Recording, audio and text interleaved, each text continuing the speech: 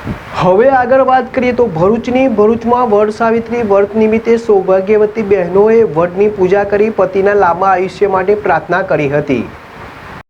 વડ સાવિત્રી વ્રત નિમિત્તે સૌભાગ્યવતી બહેનો પતિના લાંબા આયુષ્ય, આરોગ્ય અને ધન સંપદા માટે આ વ્રત કરતી હોય છે।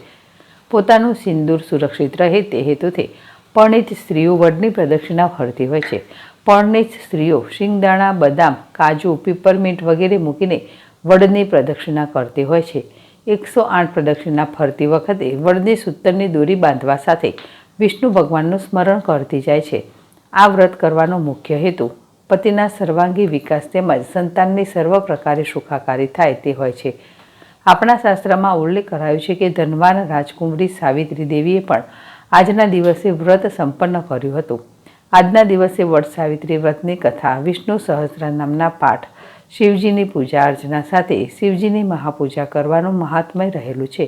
આ વ્રત કરનારી બહેનો ખાસ કરીને ગુજરાત, રાજસ્થાન, ઉત્તર પ્રદેશ, બિહાર અને હરિયાણામાં સવિશેષ જોવા મળે છે। આજે વડની પ્રદક્ષિણા કરવા માટે તેમજ શિવજીના મંદિરે દર્શનાર્થીઓની ભીડ જામશે। ઘણી બહેનો આ વ્રતની ઉજવણી વિધિવત 5, 7, 11 વર્ષ પૂર્ણ કરી તેની ઉજવણી કરતી હોય છે, જેમાં સૌભાગ્યવતી સ્ત્રીનું પૂજન અર્ચન કરી તેને ભોજન કરાવી દક્ષિણા સાથે સૌભાગ્યનો શણગાર અપાય છે। યાકુબ પટેલ, ZSTV, ભરૂચ।